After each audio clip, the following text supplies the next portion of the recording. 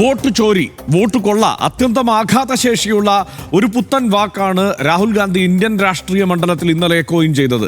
അതിനെ പാടെ അവഗണിക്കുകയാണ് BJP നേതൃത്വം. ആറ്റം ബോംബ് കയ്യിലുണ്ടെങ്കിൽ വെച്ചുകൊണ്ടിരിക്കാതെ പൊട്ടിക്കണം, സ്വയം പരുക്കുപറ്റാതെയും നോക്കണമെന്ന് അതിന് തലേ ദിവസം വരെ പരിഹസിച്ച രാജ്നാഥ് സിംഗ് അടക്കം മിണ്ടിയിട്ടില്ല. അമിത്ഷാ കേട്ടതായി ഭാവിച്ചിട്ടില്ല. സാക്ഷാൽ നരേന്ദ്രമോദി അറിഞ്ഞ ഭാവമേ കാട്ടിയിട്ടില്ല. ആകെ ഒരു ദുർബല പ്രതിരോധം തീർക്കാൻ വന്നത് ഒരു ഭൂപേന്ദർ യാദവാണ്. അതും ആരോപണത്തിന്റെ മെറിറ്റിൽ മറുപടി പറഞ്ഞിട്ടില്ല. രാജ്യത്തെയും ഭരണഘടനാ സ്ഥാപനങ്ങളെയും അപമാനിക്കുന്നു എന്ന സ്ഥിരം നമ്പർ എടുത്തു പയറ്റി എഴുന്നു നിൽക്കുന്ന ചോദ്യങ്ങളിൽ നിന്ന് വഴക്കത്തോടെ ഒഴിയുകയാണ് BJP. മറുവശത്ത് പുതിയൊരു വീര്യത്തോടെ രാജ്യവ്യാപക പ്രക്ഷോഭത്തിന് കച്ചകെട്ടുകയാണ് കോൺഗ്രസും ഇന്ത്യ സഖ്യവും. രാഹുൽ ഡാറ്റ നിരത്തി ഉയർത്തിയ കടുത്ത ആരോപണങ്ങളെ എത്ര ദിവസം സർക്കാർ മറുപടി പറയാതെ പ്രതിരോധിക്കും? RDX പരിശോധിക്കുന്നു. ആദ്യം RDX റാം. വോട്ട് മോഷണത്തിന്റെ തെളിവുകൾ കൂടുതൽ ഉറച്ചു തന്നെ ഉയർത്തുകയാണ് കോൺഗ്രസ്. BJP തെരഞ്ഞെടുപ്പ് കമ്മീഷൻ അവിശുദ്ധ കൂട്ടുകെട്ട് എന്ന ആരോപണം മുഖ്യ ആയുധമാക്കാൻ തന്നെയാണ് പ്രതിപക്ഷത്തിന്റെ തീരുമാനം. പാർലമെന്റിനകത്തും പുറത്തും ഇന്ത്യ മുന്നണി വലിയ പ്രതിഷേധത്തിന് പദ്ധതിയിടുകയാണ്. ബംഗളൂരു ഫ്രീഡം പാർക്കിൽ കോൺഗ്രസ് നടത്തിയ മഹാറാലിയിൽ 10,000 പങ്കെടുത്തു. തെരഞ്ഞെടുപ്പ് കമ്മീഷനോട് രാഹുൽ ഇന്ന് 5 ചോദ്യങ്ങൾ ഉന്നയിച്ചു. വോട്ടേഴ്സ് ലിസ്റ്റ് എന്തുകൊണ്ട് ജനങ്ങൾക്ക് ഡിജിറ്റൽ ഫോർമാറ്റിൽ നൽകുന്നില്ല? വീഡിയോ തെളിവുകൾ എന്തുകൊണ്ട് നശിപ്പിക്കപ്പെട്ടു? കമ്മീഷൻ പ്രതിപക്ഷത്തെ എന്തുകൊണ്ട് വിരട്ടുന്നു? BJPയുടെ ഏജന്റിനെ പോലെ എന്തുകൊണ്ട് പെരുമാറുന്നു? ഇവയാണ് ചോദ്യങ്ങൾ. ഓപ്പറേഷൻ സിന്ദൂർ വിഷയത്തിലടക്കം പാർട്ടി നിലപാടിന് വിരുദ്ധമായി നിലപാടെടുത്തിരുന്നുവെങ്കിലും വോട്ട് മോഷണ വിവാദത്തിൽ ശശി തരൂരും രാഹുലിനെ പിന്തുണച്ചു. എന്നാൽ രാഹുൽ ഗാന്ധി ഉന്നയിച്ച ആരോപണങ്ങളിൽ രേഖാമൂലം പരാതി നൽകണമെന്ന നിലപാടിൽ തുടരുകയാണ് തെരഞ്ഞെടുപ്പ് കമ്മീഷൻ. തെളിവ് നിരത്തിയ ആരോപണത്തെ പ്രതിരോധിക്കാൻ BJPക്കും കഴിഞ്ഞിട്ടില്ല. കോൺഗ്രസ് ആദ്യം സൈന്യത്തെ ആക്രമിച്ചു, ഇപ്പോൾ തെരഞ്ഞെടുപ്പ് കമ്മീഷനെയും ആക്രമിക്കുന്നു എന്ന മട്ടിലാണ് BJPയുടെ പ്രതിരോധം. RDX rap news Malayalam.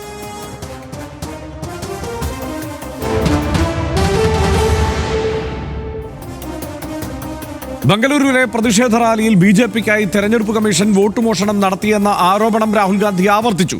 Congress അധ്യക്ഷൻ മല്ലികാർജുൻ ഖാർഗെ, കർണാടക മുഖ്യമന്ത്രി സിദ്ധരാമയ്യ, ഉപമുഖ്യമന്ത്രി DK ശിവകുമാർ തുടങ്ങിയവരെല്ലാം പ്രതിഷേധത്തിന്റെ ഭാഗമായി. 1 करोड़ नए वोटरों ने वोट किया. चुनाव आयोग से हम वोटर लिस्ट मांगते थे, electronic soft copy voter list की मांगते थे, वो मना कर देते. वीडियोग्राफी मांगी, उन्होंने नहीं दी और फिर कानून बदल दिया. രാഹുലിന്റെ ആരോപണങ്ങൾ രാജ്യ താൽപര്യത്തെ ചോദ്യം ചെയ്യുന്നതാണെന്ന വാദം ഉയർത്തിയാണ് BJPയുടെ പ്രതിരോധം.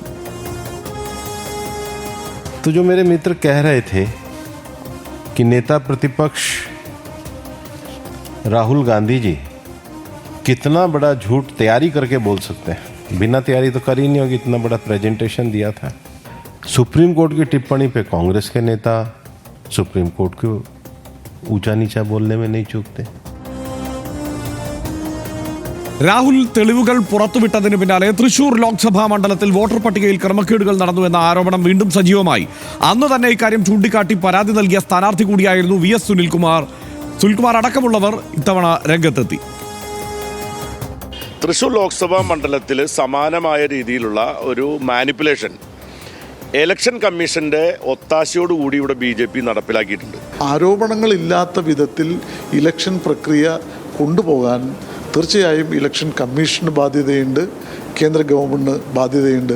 അതുകൊണ്ട് ഇതേ സംബന്ധിച്ചുള്ള പരിശോധനകൾ ഉണ്ടാവണം എന്ന അഭിപ്രായം തന്നെയാണ് ഞങ്ങളെ സംബന്ധിച്ചുമുള്ളത്. സ്വാഭാവികമായിട്ടും അന്നേ ഞങ്ങൾ പറഞ്ഞിട്ടുള്ള പരാതികളാണ്. അതിപ്പോൾ ഞങ്ങൾ വീണ്ടും പരിശോധിക്കുകയാണ്. അതിൻ്റെ കൃത്യമായ തെളിവുകളോടുകൂടി കൂടുതൽ വിവരങ്ങൾ ഞങ്ങൾ പുറത്തുവിടും. സനീഷ്, ഇതാണ് ഇന്ന് സംഭവിച്ചത്. ഇതുമായി ബന്ധപ്പെട്ടുള്ള വിവരങ്ങൾ ബാക്കി ഡാറ്റാ ഷീറ്റിലേക്ക് നമുക്ക് പോകേണ്ടതില്ല, കാരണം ഇന്നലെ തന്നെ അത് നമ്മൾ വിശദീകരിച്ചതാണ്. ഇന്നിപ്പോൾ ഇലക്ഷൻ കമ്മീഷൻ ഒപ്പം BJP ഈ രണ്ടുപേർക്കും എതിരെയാണ് നേരിട്ടുള്ള ആരോപണം രാഹുൽ ഗാന്ധി ഉന്നയിച്ചത്. രണ്ടു കൂട്ടരും ആ മെറിറ്റിൽ നിന്നുകൊണ്ടുള്ള മറുപടി കൊടുത്തിട്ടില്ല. അതിനു പകരം രാഹുൽ ഗാന്ധിയുടെ ആരോപണത്തെ നിസ്സാരവൽക്കരിക്കാൻ BJP ശ്രമിക്കുകയാണ്. പ്രധാനപ്പെട്ട നേതാക്കളൊന്നും മറുപടിയേ പറയുന്നില്ല. എന്നാൽ ഇലക്ഷൻ കമ്മീഷൻ ആവട്ടെ ഒരു ഭീഷണിയുടെ സ്വരത്തിൽ ഇതൊക്കെ തന്നെ സംസാരിക്കുന്നു. ഒന്നുകിൽ സത്യവാങ്മൂലം നൽകണം, അല്ലെങ്കിൽ രാജ്യത്തോട് മാപ്പ് പറയണം എന്ന്. ആ ആവശ്യം ഉയരുന്നത് തന്നെ ഒരുപക്ഷെ വല്ല നിയമ നടപടിയിലേക്കുമൊക്കെ ഇലക്ഷൻ കമ്മീഷൻ കടക്കാനുള്ള സാധ്യത കൂടി ചൂണ്ടിക്കാട്ടിക്കൊണ്ടാണ്. പക്ഷേ മെറിറ്റിൽ മറുപടിയില്ല. ഈ കാണിച്ച സംഗതിയെക്കുറിച്ച് ഒരക്ഷരം മിണ്ടാനില്ല. എന്തു തോന്നുന്നു? ഇതിലിപ്പോൾ ഹർഷൻ എനിക്ക് തോന്നുന്നൊരു 99% വിജയം ഈ സംഭവം പറഞ്ഞതോടുകൂടി തന്നെ രാഹുൽ ഗാന്ധിയും കോൺഗ്രസും നേടിക്കഴിഞ്ഞു എന്നതാണ്. ഞാൻ കാണുന്നുണ്ട് പലയിടങ്ങളിലായിട്ട് സോഷ്യൽ മീഡിയയിലടക്കം വരുന്ന വിമർശങ്ങൾ, BJP മുന്നോട്ട് വെക്കുന്ന ആരോപണങ്ങൾ, BJP അല്ലാത്ത രാഷ്ട്രീയക്കാർ മുന്നോട്ട് വെക്കുന്ന കാര്യങ്ങളും ഒക്കെ നമ്മൾ കാണുന്നുണ്ട്. പക്ഷേ അപ്പോൾ പോലും സമീപകാലത്ത് നടത്തിയ ഏറ്റവും വലിയ ഡ്രമാറ്റിക്കും ആഘാതശേഷിയും ഉള്ളത് എന്ന് നമ്മൾ ഇന്നലെയും പറഞ്ഞാണ്.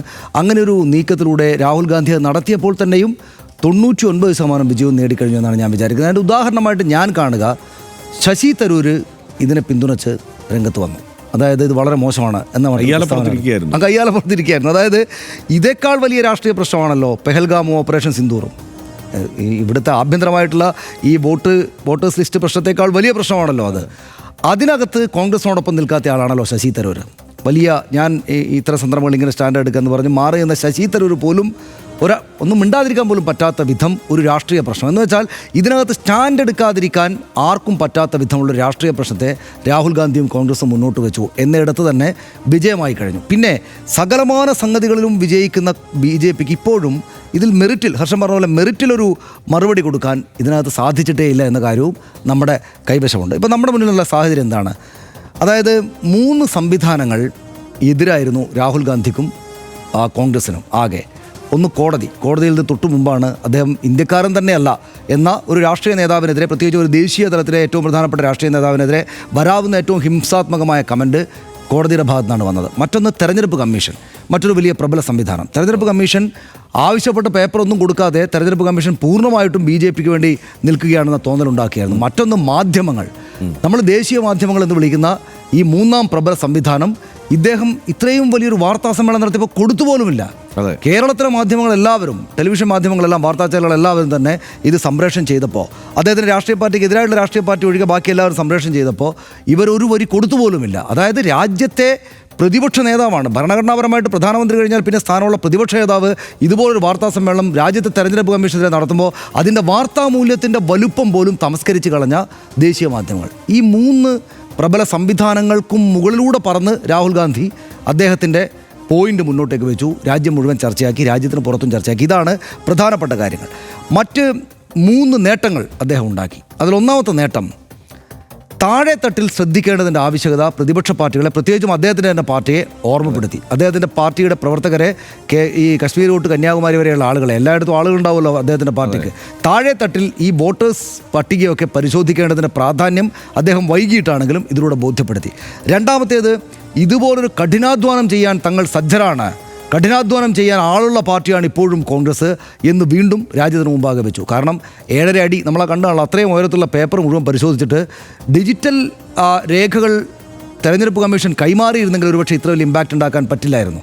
പക്ഷേ ഇത് പേപ്പർ പരിശോധിച്ചിട്ട് ഞങ്ങളതിന് തയ്യാറായിട്ടുള്ള, സജ്ജരായിട്ടുള്ള, ഞങ്ങൾക്ക് സാധിക്കുന്നൊരു കൂട്ടരാണ് എന്ന് വീണ്ടും കോൺഗ്രസ്, രാഹുൽ ഗാന്ധി നാട്ടുകാരെ ബോധ്യപ്പെടുത്തി. 3, യഥാർത്ഥത്തിൽ ഈ തെരഞ്ഞെടുപ്പിൽ, ഇപ്പോൾ കഴിഞ്ഞ ലോക്സഭാ തെരഞ്ഞെടുപ്പിൽ ജയിക്കേണ്ടിയിരുന്നത് ഞങ്ങളാണ്, പ്രതിപക്ഷമാണ്, കോൺഗ്രസ് ആണ് എന്നൊരു ഫീല് താഴെത്തട്ടിലുണ്ടാക്കി. നമുക്കറിയില്ല, അത് ഒരു ഊഹം മാത്രമാണ്. പക്ഷേ ഇങ്ങനെ തട്ടിപ്പ് ഇവിടെ നടത്തിയെങ്കിൽ മറ്റു പലയിടത്തും നടത്തിയില്ല. ഇപ്പോൾ ആളുകളുടെ ഉള്ളിലേക്ക്, ഇപ്പോൾ എൻ്റെ ഉള്ളിലേക്ക് ഓർമ്മ വന്നു. അതായത് ഞാൻ ഇന്നലെ ഈ ബംഗളൂരു സെൻട്രൽ ലോക്സഭാ മണ്ഡലത്തിലെ കാര്യങ്ങൾ പരിശോധിച്ചുകൊണ്ടിരുന്നപ്പോൾ ആദ്യഘട്ടത്തിലൊക്കെ 3 തവണ MP ആയിട്ട് 4ാം തവണ MP ആകാൻ വേണ്ടി മത്സരിക്കുന്ന BJPയുടെ PC മോഹനെതിരെ ഇവരുടെ മൻസൂർ അലിഖാൻ എന്ന സ്ഥാനാർത്ഥി, കോൺഗ്രസ് സ്ഥാനാർത്ഥി, ആദ്യ മണിക്കൂറുകളിൽ 19,000 വോട്ടിനോളം മുന്നിട്ട് നിൽക്കുകയായിരുന്നു എന്ന വാർത്ത വായിച്ചപ്പോൾ, വിശദാംശങ്ങൾ വീണ്ടും അറിഞ്ഞപ്പോൾ പെട്ടെന്ന് എൻ്റെ മനസ്സിലേക്ക് വന്നത് വാരാണസിയിൽ നരേന്ദ്രമോദി പിന്നിൽ പോയ സമയമാണ്. അതായത് താരതമ്യേന ദേശീയ പ്രസക്തി ഇല്ലാത്ത, നമ്മൾ അതുവരെ വലിയ തോതിൽ പേര് നരേന്ദ്രമോദിക്കെതിരെ മത്സരിക്കുന്നു എന്നതുകൊണ്ട് മാത്രം നമ്മുടെ ശ്രദ്ധയിലുണ്ടായിരുന്ന ഈ കോൺഗ്രസ് നേതാവ് നരേന്ദ്രമോദിയെ കുറഞ്ഞ നേരത്തേക്കാണെങ്കിലും പിന്നിലാക്കിയിരുന്നു എന്ന ഓർമ്മ നമ്മുടെ മുന്നിലേക്ക് ഓടി വന്നു. അപ്പോൾ ഈ തെരഞ്ഞെടുപ്പിൽ കോൺഗ്രസ് യഥാർത്ഥത്തിൽ, കോൺഗ്രസ് നേതൃത്വം നൽകുന്ന ഈ പ്രതിപക്ഷ മുന്നണി വിജയിക്കേണ്ടതായിരുന്നു. യഥാർത്ഥത്തിൽ നരേന്ദ്രമോദിയുടെ ഈ സർക്കാർ അല്ലായിരുന്നു വരേണ്ടിയിരുന്നത് എന്ന തോന്നൽ കുറേ ആളുകളുടെ ഉള്ളിലേക്കെങ്കിലും കൊണ്ടുവന്നു എന്നതാണ് മറ്റൊരു പ്രധാനപ്പെട്ട കാര്യം. കോൺഗ്രസ് മുക്ത ഭാരതം എന്നതായിരുന്നു അമിത്ഷായുടെയും BJPയുടെയും പ്രധാനപ്പെട്ട ഒരു അവകാശവാദം ആദ്യമായിട്ട് അധികാരത്തിലേക്ക് വരുമ്പോഴെന്ന് ഓർക്കണം. കോൺഗ്രസ് മുക്ത ഭാരതം ഉണ്ടായില്ല എന്ന് മാത്രമല്ല, അവർ പപ്പു എന്ന് പറയുന്ന വിളിച്ചുകൊണ്ടിരുന്ന ഈ ചെറുപ്പക്കാരൻ, ഈ പരിഹസിച്ചുകൊണ്ടിരുന്ന ഈ ചങ്ങാതി ഇപ്പോഴും ഒരു പരിഹസിക്കാൻ ശ്രമിക്കുകയാണ്. സോഷ്യൽ മീഡിയയിലൊക്കെ മൊത്തം പരിഹാസമാണ്. പക്ഷേ പപ്പു മസിലുള്ള ഒരു ഫയൽവാൻ പപ്പുമായിട്ട് ഇവരുടെ മുമ്പിൽ നിൽക്കുന്ന ഒരു സാഹചര്യം വന്നിരിക്കുന്നു എന്നതാണ് അതിൽ പ്രധാനപ്പെട്ട കാര്യം. കോൺഗ്രസ് മുക്ത ഭാരതം ഉണ്ടായിട്ടില്ല എന്ന് മാത്രമല്ല, കോൺഗ്രസ് റീഎമർജ് ചെയ്ത് വരികയാണോ എന്ന തോന്നലുണ്ടാക്കാനും ഇതുകൊണ്ട് സാധിച്ചിരിക്കുന്നു. ആകെ മൊത്തം 99% വിജയം ഒറ്റ ദിവസം കൊണ്ട് നേടിയെടുത്ത ഒരു രാഷ്ട്രീയ പ്രോസസ്സ് മറ്റേതെങ്കിലും ഉണ്ട് എന്നെനിക്ക് തോന്നുന്നില്ല. ബാക്കി ചർച്ചകളിൽ അതിന് പുറത്തേ ഉള്ളൂ ഹർഷൻ. റൈറ്റ്. അതായത് ഇതിൽ നേരിട്ട് തെരഞ്ഞെടുപ്പ് കമ്മീഷനെയാണ് ആരോപണ മുനയിൽ രാഹുൽ ഗാന്ധി നിർത്തുന്നത്. അത് BJP പിന്നീടേ വരൂ എന്നാണ് എനിക്ക് തോന്നുന്നത്. കാരണം BJP ഒരു രാഷ്ട്രീയ കക്ഷി, അവർ തെരഞ്ഞെടുപ്പിൽ മത്സരിക്കുന്ന ഒരു രാഷ്ട്രീയ കക്ഷിയാണ്. അവരുടെ പദ്ധതിയും പ്ലാനും ഒക്കെ ഇതിൽ മറ്റേതെങ്കിലുമൊക്കെ തലത്തിൽ നടപ്പായിട്ടുണ്ടാവാം. പക്ഷേ ഇത് എല്ലാ രാഷ്ട്രീയ പാർട്ടികളും, ഇപ്പോൾ രാഷ്ട്രീയ പാർട്ടികൾ ഇപ്പോൾ കേരളത്തിൽ നോക്കിക്കഴിഞ്ഞാൽ എല്ലാ രാഷ്ട്രീയ പാർട്ടികളും കള്ളവോട്ട് ചെയ്ത ചരിത്രമുണ്ട് ഏതെങ്കിലുമൊക്കെ തരത്തിൽ. അതുപോലെ രാജ്യമെമ്പാടും ഇപ്പോൾ ബൂത്ത് പിടിച്ചെടുക്കലുകൾ നമ്മൾ കണ്ടിട്ടുണ്ട്. ഒരുമിച്ച് ബാലറ്റ് പേപ്പറുകൾ പിടിച്ചെടുത്തിട്ട് അതെല്ലാം സീല് ചെയ്ത് ബാലറ്റ് പേപ്പറുകൾ പെട്ടിയിലിടുന്ന കാലം ഈ EVM മുമ്പ് അതെ ഇട്ടിട്ടുണ്ട്. പെട്ടിയോടെ അടിച്ചുകൊണ്ട് പോകുന്നത് നമ്മൾ കണ്ടിട്ടുണ്ട്. EVM തുടർച്ചയായി വോട്ട് ചെയ്യുന്ന ചില ബൂത്തുകൾ പിടിച്ചെടുത്ത് വോട്ട് ചെയ്യുന്ന കണ്ടിട്ടുണ്ട്. അങ്ങനെ ധാരാളം കുറ്റങ്ങളും കുറവുകളും ഉള്ളത് തന്നെയാണ് ഇന്ത്യൻ ജനാധിപത്യം, ഈ തെരഞ്ഞെടുപ്പ് പ്രക്രിയ. പക്ഷേ അവിടെയൊക്കെ ആ രാഷ്ട്രീയ പാർട്ടികൾ ആ നിലയ്ക്ക് ഇടപെടുന്നു എന്നുള്ളതാണ്. പക്ഷേ അതിനെ തിരുത്തേണ്ട ഇലക്ഷൻ കമ്മീഷൻ, അതായത് TN ശേഷനെ പോലെ വളരെ കർക്കശക്കാരനായ ഒരു തെരഞ്ഞെടുപ്പ് കമ്മീഷണറെ നമ്മൾ കണ്ടിട്ടുണ്ട്. ഇലക്ഷൻ കമ്മീഷൻ എന്നുള്ളതിനെ കുറിച്ച് ജനങ്ങൾ തന്നെ ബോധവാന്മാരാകുന്നത് ആ കാലത്താണ്. പക്ഷേ അതിനുശേഷമൊക്കെയാണ് നമുക്ക് ഈ ഇലക്ട്രൽ പ്രോസസ്സിൽ വലിയ വിശ്വാസം വരുന്നത് പൊതുജനത്തിന്. അത് നിലനിർത്തിക്കൊണ്ടു പോകാൻ തെരഞ്ഞെടുപ്പ് കമ്മീഷന് ഒരു പരിധിവരെ തൊട്ടടുത്ത വർഷങ്ങളിലൊക്കെ കഴിഞ്ഞിട്ടുമുണ്ട്. പക്ഷേ ആ വിശ്വാസ്യതയെ സമ്പൂർണ്ണമായി തകർക്കുക, അതായത് രാഷ്ട്രീയ പാർട്ടികൾ ചിലപ്പോൾ കള്ളവോട്ട് ചെയ്യും, പക്ഷേ തെരഞ്ഞെടുപ്പ് കമ്മീഷൻ അങ്ങനെയല്ല, ആരുടെയും കൂടെ നിൽക്കില്ല, അവർ സ്വതന്ത്രമായി നിലപാടെടുത്ത് മുന്നോട്ട് പോകും എന്നുള്ള വിശ്വാസത്തെയാണ് സമ്പൂർണ്ണമായി തെരഞ്ഞെടുപ്പ് കമ്മീഷൻ തകർത്തിരിക്കുന്നത്. അതിൽ ഏറ്റവും സങ്കടകരമായ കാര്യം ഞാൻ കരുതിയത് ഇതിൽ മെറിറ്റിൽ നിന്നുകൊണ്ട് ഈ പറഞ്ഞ വിഷയങ്ങളിൽ ഒരു മറുപടി തെരഞ്ഞെടുപ്പ് കമ്മീഷൻ്റെ ഭാഗത്തുനിന്ന് ഉണ്ടാകുമെന്നാണ്. പക്ഷേ അതുണ്ടായില്ല എന്ന് മാത്രമല്ല, ഏറ്റവും നിസ്സാരമായി, അതായത് ഇതിൽ നിന്ന് ഏറ്റവും നിസ്സാരമായി, അല്ലെങ്കിൽ വലിയ ഡേറ്റയാണ് അവതരിപ്പിച്ചിരിക്കുന്നത്, ചില പിഴവുകൾ എവിടെയെങ്കിലും ഉണ്ടോ ഈ അവതരിപ്പിച്ച ഡേറ്റയിൽ, എങ്കിൽ ആ പിഴവിൽ പിടിച്ച് എങ്ങനെയെങ്കിലും രക്ഷപ്പെടാൻ പറ്റുമോ? അതായത് ഒരു വോട്ടർക്ക് ഉത്തർപ്രദേശിൽ ലക്നൌവിൽ വോട്ടുണ്ടെന്ന് പറഞ്ഞത് അവിടെ വോട്ടില്ല. ഇതൊക്കെയാണ് തെരഞ്ഞെടുപ്പ് കമ്മീഷൻ്റെ ഭാഗത്തു നിന്ന് വരുന്ന പ്രതികരണങ്ങൾ. അതിനപ്പുറത്ത് അത്രയും പ്രതികരിക്കാമെങ്കിൽ ബാക്കി ഈ 1 ലക്ഷത്തിൽ ചില്ലുവാനും വോട്ടുകളെക്കുറിച്ച് എന്താണ് പറയാനുള്ളത്? ഒരക്ഷരം പറയാനില്ല. അപ്പോൾ തെരഞ്ഞെടുപ്പ് കമ്മീഷന് എന്തൊക്കെയോ മറയ്ക്കാനുണ്ട്. അതൊരു പുതിയ കാര്യമല്ല. കാരണം ഈ ഇലക്ട്രോണിക് ഡേറ്റ കൊടുക്കാൻ തെരഞ്ഞെടുപ്പ് കമ്മീഷൻ തയ്യാറല്ല. അതായത് ഈ ഇലക്ട്രൽ പ്രോസസ്സിൽ പങ്കെടുക്കുന്ന രാഷ്ട്രീയ പാർട്ടികൾക്ക് ഈ ഇലക്ട്രോണിക് ഡേറ്റ കൊടുക്കാൻ തയ്യാറല്ല എന്നത് തന്നെ എല്ലാ കാലത്തേക്കും ഈ തെരഞ്ഞെടുപ്പ് കമ്മീഷനെ സംശയത്തിൽ നിർത്താവുന്ന സംഗതിയാണ്. പക്ഷെ അത് നിരന്തരം ഒരു ചർച്ചയ്ക്ക് വിധേയമായിട്ടില്ല. എനിക്ക് തോന്നുന്നു രാഹുൽ ഗാന്ധി ചെയ്ത ഏറ്റവും വലിയ കാര്യം ഈ വിഷയം, അതായത് ഇത് സാധാരണക്കാരന് അറിയില്ല, ഈ ഇലക്ട്രോണിക് ഡേറ്റ തെരഞ്ഞെടുപ്പ് കമ്മീഷൻ ഈ രാഷ്ട്രീയ പാർട്ടികൾക്ക് പോലും കൊടുക്കില്ല എന്നുള്ള കാര്യം ആർക്കും അറിയില്ല. അത് കൊടുക്കേണ്ടതല്ലേ? 2, ഈ CCTV ദൃശ്യങ്ങൾ നശിപ്പിക്കാൻ എന്തിനാണ് ഈ തിടുക്കം ഈ ഇലക്ഷൻ കമ്മീഷന്? ഇനി ഈ പ്രിന്റഡ് ഡേറ്റ കൊടുത്തല്ലോ, ഇപ്പോൾ ഇവർക്ക് ഈ ഹാർഡ് ഡേറ്റ കൊടുത്തല്ലോ, ഹാർഡ് കോപ്പി കൊടുത്തല്ലോ, ആ ഹാർഡ് കോപ്പി ഒരു ഏതെങ്കിലും തരത്തിലൊരു സ്റ്റാറ്റിസ്റ്റിക്കൽ അനാലിസിസിന് വിധേയമാക്കാൻ കഴിയാത്ത വണ്ണം ഉള്ള ഡേറ്റയാണ് കൊടുക്കുന്നത്. അതായത് നമുക്ക് വെറുതെ റീഡ് ചെയ്യാൻ പറ്റില്ല, പെട്ടെന്ന് ഇത് സ്കാൻ ചെയ്ത് റീഡ് ചെയ്ത് എടുക്കാൻ പറ്റാത്ത വിധത്തിൽ അതിനെ അത്തരം മാറ്റങ്ങൾ കൂടി വരുത്തിയിട്ട് കൊടുക്കുന്നതാണ്. അതായത് അതായത് ഒരാളും ഈ മടുത്തിട്ടിട്ട് പോകണം, അല്ലാതെ ഇതൊന്നും പരിശോധിച്ച് ഇതിനകത്തെ കുഴപ്പം കണ്ടുപിടിക്കാൻ പാടില്ല. കുഴപ്പം കണ്ടുപിടിച്ച് തിരുത്താൻ പറ്റുന്ന ഒരു പ്രക്രിയയായി ഇതിനെ ജനങ്ങൾക്ക് മുന്നിൽ അവതരിപ്പിക്കുകയല്ലേ തെരഞ്ഞെടുപ്പ് കമ്മീഷൻ വേണ്ടത്. അതിന് വേറെ ഇതെല്ലാം ഒളിച്ചു വെക്കേണ്ട ഒരു സംഗതിയാണ് എന്ന് പറയുന്നത് അങ്ങേയറ്റം ജനാധിപത്യ വിരുദ്ധമാണല്ലോ. ഈ ഒരു ജനാധിപത്യ രാജ്യത്ത് ഏറ്റവും ജനാധിപത്യ വിരുദ്ധമായി ഈ തെരഞ്ഞെടുപ്പ് പ്രക്രിയയെ മുന്നോട്ട് നയിക്കുകയാണ് തെരഞ്ഞെടുപ്പ് കമ്മീഷൻ. അപ്പോൾ അതിനെ ചോദ്യം ചെയ്യാനുള്ള ഒരു അവസരം ഇവിടെ രാഹുൽ ഗാന്ധി ഉണ്ടാക്കി കൊടുത്തിരിക്കുന്നു. അതേക്കുറിച്ച് ചിന്തിക്കാനുള്ള അവസരം പൊതുജനങ്ങൾക്ക് ഉണ്ടാക്കി കൊടുത്തിരിക്കുന്നു. അതിൻ്റെ വലിപ്പം, ആ വ്യാപ്തിയിൽ ചിന്തിക്കാൻ ഇപ്പോൾ സാധാരണക്കാർക്കും രാഷ്ട്രീയക്കാർക്കും കഴിയുന്നു. സനീഷ് നേരത്തെ പറഞ്ഞതുപോലെ ഇന്ത്യയിലെമ്പാടും നമ്മൾ ഇന്നലെ ചർച്ച ചെയ്തതാണ്. ഇതിൻ്റെയൊക്കെ തുടക്കം എവിടെയാണ്? ഇതിൻ്റെ ഒരു പ്രശ്നം എന്താണ്? ഇത് നേരത്തെ കണ്ടെത്താമായിരുന്നു. ഈ വോട്ടർ പട്ടിക കയ്യിൽ കിട്ടുമ്പോൾ തന്നെ അതിനെക്കുറിച്ച് കൃത്യമായി പഠിച്ചിരുന്നെങ്കിൽ ഒരു പരിധിവരെ കണ്ടെത്താമായിരുന്നു. കണ്ടെത്താൻ കഴിയാതെ പോകുന്നത് പ്രതിപക്ഷ പാർട്ടികളുടെ സംഘടനാ ദൗർബല്യമാണ്. താഴെത്തട്ടിൽ ഈ വോട്ടർ പട്ടിക പഠിക്കുന്നില്ല എന്നതുകൊണ്ട് കൂടിയാണ് ഇപ്പോൾ ഇതുമായിട്ട് വരേണ്ടി വരുന്ന ഒരു സാഹചര്യം ഉണ്ടാകുന്നത്. അതെന്തുമായിക്കോട്ടെ, കാരണം കാലങ്ങളായി രാജ്യത്തെ തെരഞ്ഞെടുപ്പ് പ്രക്രിയയിൽ രാഷ്ട്രീയ പാർട്ടികൾ ഇടപെട്ടിരുന്നത് ഈ രീതിയിൽ തന്നെയാണ്. അതുകൊണ്ട് കേരളത്തിലെ നിന്ന് വ്യത്യസ്തമാണ്. പക്ഷേ കേരളത്തിൽ പക്ഷേ എനിക്കിതിനകത്ത് ഈ രാഷ്ട്രീയ നേതാക്കളുമൊക്കെ ഇപ്പോൾ ഒരു ഇതേക്കുറിച്ചുള്ള ഒരു ധാരണയിലേക്ക് എത്തുകയും തുടർന്ന് അങ്ങോട്ട് അവരുടെ ഈ വോട്ടർ പട്ടിക പഠിക്കുന്ന പ്രക്രിയ അടക്കം കൂടുതൽ കാര്യക്ഷമമായി നടപ്പാക്കുമെന്നൊക്കെ നമ്മൾ കരുതുന്നു. എനിക്ക് സങ്കടം എന്താണെന്നറിയോ, കേരളത്തിലെ കോൺഗ്രസ്സുകാർക്ക് പക്ഷേ ഇത് ആ രീതിയിൽ മനസ്സിലായിട്ട് ശശി തരൂരിന് മനസ്സിലായി. പക്ഷേ ആ രീതിയിലാണോ ഇവരതിനെ എടുക്കുന്നത് എന്നുള്ള കാര്യത്തിൽ എനിക്ക് സംശയമുണ്ട്. കാരണം ഇവിടെ കേരളത്തിലെ വോട്ടർ പട്ടികയിൽ CPM ഇത് ചെയ്യുന്നുണ്ട്. ഇതങ്ങനെയല്ല. ഇത് ആ പാർട്ടിക്കെതിരെയുള്ള ആരോപണത്തെക്കാൾ തെരഞ്ഞെടുപ്പ് കമ്മീഷനെതിരെയുള്ള ഗൗരവതരമായ ഒരു ആരോപണം രാഹുൽ ഗാന്ധി മുന്നോട്ട് വയ്ക്കുമ്പോൾ അവിടെ നിന്ന് വരുന്ന പ്രധാനപ്പെട്ട പ്രതികരണങ്ങളും ബൈറ്റുകളും എല്ലാം നമ്മൾ കാണുമ്പോൾ നമുക്ക് ചെറിയ നിരാശ തോന്നുന്നുണ്ട് എന്നുള്ള കാര്യത്തിൽ സംശയമൊന്നുമില്ല. ഇപ്പോൾ ആറ്റിങ്ങൽ മണ്ഡലത്തിൽ അടൂർ പ്രകാശ് കഴിഞ്ഞ തവണ ഇതുപോലെ ആരോപണങ്ങൾ ഉന്നയിച്ചിരുന്നു, തിരുത്തൽ വേണമെന്ന് ആവശ്യപ്പെട്ടു. തെരഞ്ഞെടുപ്പ് കമ്മീഷൻ അതിനനുസരിച്ചുള്ള ഇടപെടൽ നടത്തുകയൊക്കെ ചെയ്തിട്ടുണ്ട്. അത് മറ്റൊരു സംഗതി തന്നെയാണ്. അതും ഇതും എങ്ങനെയാണ് ചേർത്ത് വെക്കാൻ കഴിയുക എന്നുള്ള കാര്യമാണല്ലോ ഇതിലേറ്റവും സംശയകരം. കാരണം തെരഞ്ഞെടുപ്പ് കമ്മീഷനെതിരെ രാജ്യമെമ്പാടും തെരഞ്ഞെടുപ്പ് അട്ടിമറിക്കുന്നു എന്നുള്ള ഒരു ആരോപണം ഉന്നയിക്കുമ്പോൾ പ്രാദേശികമായ താല്പര്യങ്ങൾക്കകത്തേക്ക് ഇവർ ചുരുങ്ങിപ്പോകുന്നു എന്നുള്ള പ്രശ്നമുണ്ട്. പക്ഷേ അതിനകത്ത് നമ്മളതിനെ പൂർണ്ണമായിട്ട് തള്ളരുതെന്നുള്ള അഭിപ്രായമാണ് എനിക്കുള്ളത്. കാരണം എന്താ വെച്ചാൽ പ്രാദേശികമായിട്ട് ഇവിടെ കോൺഗ്രസും CPM, ഇപ്പോൾ ഉദാഹരണത്തിന് ദേശാഭിമാനി പത്രം വലുതായിട്ട് വാർത്ത കൊടുത്തില്ല. ഈ വലിയ നമ്മൾ ഈ ചർച്ച ചെയ്യുന്ന വാർത്തയുടെ യഥാർത്ഥ പ്രാധാന്യം മനസ്സിലാക്കിയിട്ടല്ല ദേശാഭിമാനി പത്രം, CPMൻ്റെ മുഖപത്രം ഇത് റിപ്പോർട്ട് ചെയ്തത്. വലിയ വിമർശനം സോഷ്യൽ മീഡിയയിൽ മറ്റുമൊക്കെ ഉണ്ട്. വസ്തുതയാണത്.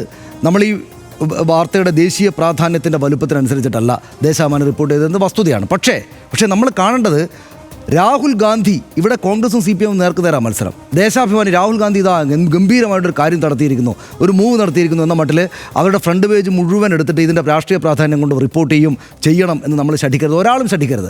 കാരണം രാഷ്ട്രീയം എന്ന് വെച്ചാൽ ഇവരുടെ രാഷ്ട്രീയ എതിരാളിയുടെ ഒരാൾ നല്ലൊരു കാര്യം ചെയ്തിട്ടുണ്ട്, തിരക്കേടില്ല. ആ കാര്യത്തിനനുസരിച്ച് നമ്മുടെ തൃശ്ശൂരിലെ കാര്യങ്ങൾ തൃശ്ശൂർ ജില്ലാ സെക്രട്ടറി പറയും എന്നല്ലാതെ രാഹുൽ ഗാന്ധിയെ അഭിനന്ദിക്കാനല്ല, അങ്ങനെ എല്ലായ്പ്പോഴും എല്ലായിടത്തു നിന്ന് അഭിനന്ദിക്കാനല്ല രാഷ്ട്രീയ പ്രവർത്തനം നടത്തുന്നത്. അതുകൊണ്ട് CPMകാരോട് ദേശാഭിമാനിക്കാർക്ക് എന്തോ മണ്ടത്തരം പറ്റിയാണ്, അവരത് ചെയ്യാൻ പാടില്ലായിരുന്നു എന്ന് വിമർശിക്കുന്നതിന് എനിക്ക് തമാശയായിട്ടേ കാണാൻ പറ്റൂ. അത് തന്നെയാണ് ചെയ്യേണ്ടത്. അവർക്ക് അവരുടെ രാഷ്ട്രീയം വെച്ചുകൊണ്ടുള്ള കാര്യമേ വേണ്ടൂ. അത് രാഹുൽ ഗാന്ധി നടത്തട്ടെ. രാഹുൽ ഗാന്ധി നമ്മൾ കാണേണ്ടുന്നൊരു കാര്യം ഹർഷൻ ഇന്നലെ ഇന്നലെ മുതൽ ചൂണ്ടിക്കാണിക്കുന്നൊരു കാര്യമുണ്ട്. ഇത് എപ്പോൾ ചെയ്യേണ്ടതാണ്? ഇത് തെരഞ്ഞെടുപ്പ് വോട്ടർ പട്ടിക തയ്യാറാക്കിയതിനു ശേഷം ഇലക്ഷന് മുമ്പ് തന്നെ ചേർക്കുമ്പോൾ മുതൽ ചെയ്യേണ്ട ആവശ്യമാണ്. കോൺഗ്രസ്സുകാരുടെ സംഘടനാപരമായ വീഴ്ച അവിടെ ഉണ്ട്, ഇല്ലെന്നല്ല. പക്ഷേ നമ്മുടെ ഇപ്പോഴത്തെ പോയിന്റ്, നിഷ്പക്ഷരായിട്ട് കാര്യങ്ങളെ കാണുന്ന അനലൈസ് ചെയ്യുന്ന നമ്മളെപ്പോലുള്ള ആളുകളുടെ പോയിന്റ് ഇതൊരു മഹത്തായ വലിയ സംഭവമാണ് എന്നാണ്. പക്ഷേ രാഷ്ട്രീയത്തിൽ പ്രവർത്തിക്കുന്ന എതിർപക്ഷത്ത് നിൽക്കുന്ന ആളുകളെ സംബന്ധിച്ചിടത്തോളം അതിനൊക്കെ അഭിനന്ദിക്കേണ്ട കാര്യമൊന്നുമില്ല എന്ന നിലപാട് സ്വീകരിച്ചിരിക്കുന്നതിൽ തെറ്റൊന്നുമില്ല.